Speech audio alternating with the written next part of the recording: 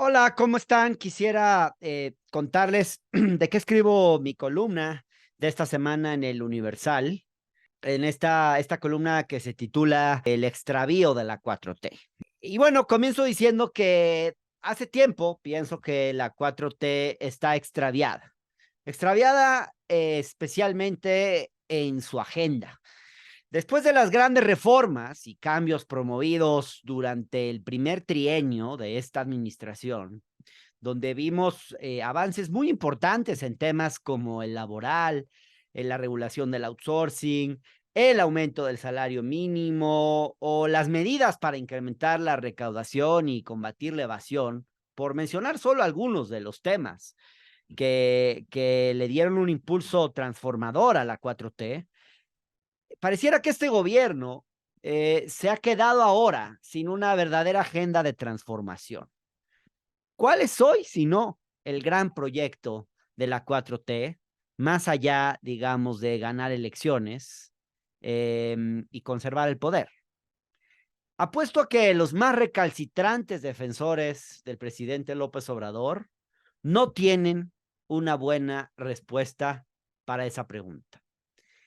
Y si no, que me digan, ¿podrían los obradoristas defender de forma inteligente y persuasiva que de todos los grandes problemas del país, profundos, históricos, lacerantes, la forma en que se designa a los consejeros del INE o los ministros de la Suprema Corte, de qué manera se nombran, por ejemplificar solamente algunas de las más sonadas batallas recientes, ¿podrían defender que esos son los problemas más graves del país?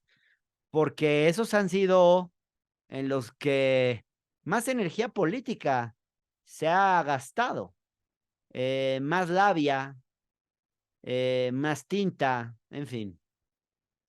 Podrían sostener con vehemencia que, por ejemplo, la adscripción de la Guardia Nacional a la Sedena, eh, esa agenda por la que tanto se ha peleado el presidente con los ministros de la Suprema Corte, es la gran estrategia que habrá de pacificar a la nación junto con los programas sociales y así mejorar sustancialmente nuestras vidas.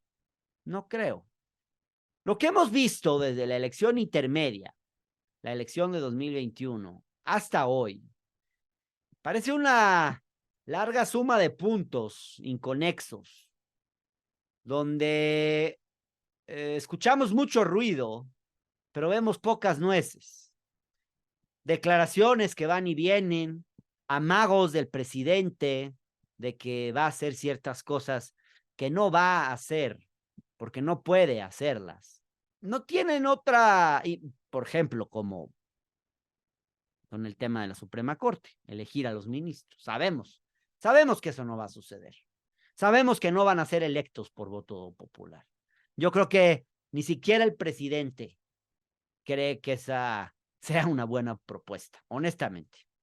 Me parece que todo esto, toda esa agenda que estamos viendo recientemente, no tiene otra explicación que el interés del presidente por atizar el fuego, mantener viva la llama y hacer política con el conflicto. Y ojo, no tengo no soy de los que creen que la política debe prescindir del conflicto. La política es conflicto. No hay política sin conflicto, pero el conflicto debe usarse de forma más productiva, más provechosa, porque el conflicto es transformador, pero el conflicto por el conflicto, ¿dónde nos deja? Y es que tras la elección intermedia, la elección de 2021, donde se renovó el Congreso, la Cámara de Diputados y varias gubernaturas, López Obrador llegó a la conclusión de que más que moderarse era necesario polarizar más, pero no es tanto un tema de moderación, es un tema, insisto, de abrir frentes de batalla, de abrir frentes de conflicto, como una manera de mantener movilizada su base social, conservar la fidelidad de los convencidos, para que no se confíen ni se duerman. Y llegado el momento, pues que salgan masivamente a votar. Que no pase lo que pasó, por ejemplo, en algunas ciudades del país, en la Ciudad de México en particular, especialmente en las zonas de clase media y clase alta, donde la participación de los sectores conservadores en las casillas fue tan alta que opacó, digamos, la participación de los votantes de la 4T. Aquí lo que está buscando el presidente con este discurso que cada vez vemos más incendiario es justamente mantener movilizados y activos a los suyos. Y para eso, pues todos los días el presidente busca temas para confrontar y cuando no los tiene, se los inventa. Poco importa si las batallas que da contra ciertos personajes e instituciones son necesarias o útiles para el país, porque de lo que se trata es de encontrar con quién pelear. Y para eso, evidentemente, el presidente siempre tendrá muy buenos clientes. Algunos de ellos han cobrado una notoriedad mucho más grande de la que tendrían normalmente si no fuera porque este presidente les da ese espacio en las mañaneras. Personajes como Claudio X, como Lili Telles, como ciertos periodistas, en fin. Para hablar de uno de los temas que ha estado en medio de la polémica recientemente, pienso que vale la pena realmente preguntarse. ¿Será que la forma en que son designados los ministros de la Suprema Corte de Justicia de la Nación está entre los problemas más apremiantes que tiene la justicia en nuestro país? Esa justicia que no existe para la mayor parte de los ciudadanos de a pie. ¿Cambiaría si los ministros de la Corte fuesen electos por voto popular esa realidad?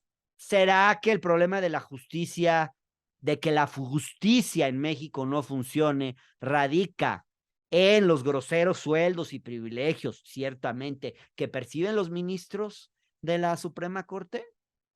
Por mencionar otro tema recurrente en el discurso presidencial, no creo. ¿Será que todos los temas por los que vale la pena organizar una consulta ciudadana, que cuesta dinero, esfuerzo, energía, y yo creo en las consultas ciudadanas, pero ¿será que este tema de elegir a los ministros de la Suprema Corte merece la pena el esfuerzo?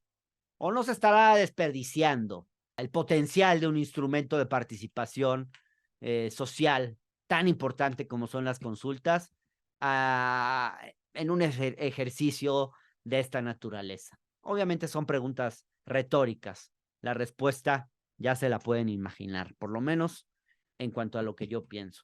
Por eso creo que la 4T está extraviada y por eso creo que México necesita y la 4T necesita recuperar la agenda perdida y replantearse nuevos objetivos.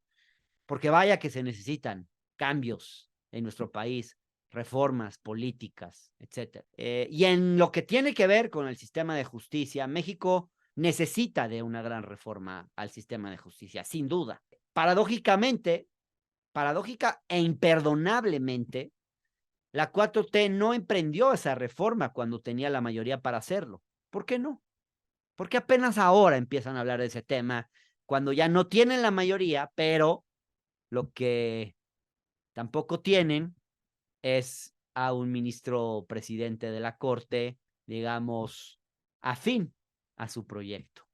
No tendrá más que ver con eso, pero en fin, yo creo que este país necesita una reforma al sistema de justicia que empiece por promover el acceso a la justicia para las personas comunes y corrientes, porque son muy pocos los que pueden obtener justicia en este país. Para empezar, porque cuesta tener un abogado, para empezar. Y los abogados de oficio son malísimos y la defensoría pública es insuficiente. Se necesita una reforma al Poder Judicial que cambie al Poder Judicial de raíz, que empiece por el Poder Judicial local, que combata la corrupción en todos los niveles, e incluso, por ejemplo, que permita que el Consejo de la Judicatura, que algunos le llaman el Consejo de la Caricatura, se independice de la Suprema Corte y de su presidente. Todas cosas que Arturo Saldívar no hizo. Combatió el nepotismo, le quitó poder a la familia judicial, etcétera, etcétera, pero no atendió estos temas, los temas de raíz, los temas importantes, no los atendió su propuesta de reforma. Entonces, bueno, pues así termina este texto, donde concluyo diciendo que esta reforma al Poder Judicial y otras más se antojan necesarias, comenzando por una reforma fiscal progresiva, que le dé más recursos al Estado mexicano, pues para hacer más política social, para redistribuir la riqueza, para que los que más ganan paguen mucho más. Ya pagan, porque antes ni pagaban, ahora ya pagan, pero hace falta que paguen conforme realmente perciben y tienen. Bueno, más allá de ganar las elecciones del domingo 4 y las del 2024, creo que urge un proyecto renovado hacia una 4T versión 2.0. Hay que empezar a discutir ese proyecto. Esa debiera ser ya la agenda, empezar a hablar de lo que viene y no enfrascarnos en disputas estériles y tontas. Claro, vienen las elecciones, yo no estoy tal vez pensando quizás en eso como lo piensa un político, pero bueno, también creo que hay que recordar este tipo de cosas porque el proyecto es muy importante y necesario. Gracias, saludos. Síganme en mi página en Facebook. Síganme en el canal de Hernán en YouTube.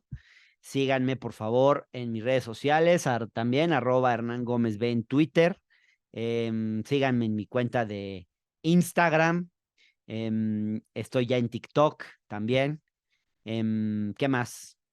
Los lunes me pueden seguir en La Octava, en el espacio de Carlos Castellanos, que se transmite entre 6 y 7 de la noche. Hacia el final suelo presentar mi editorial.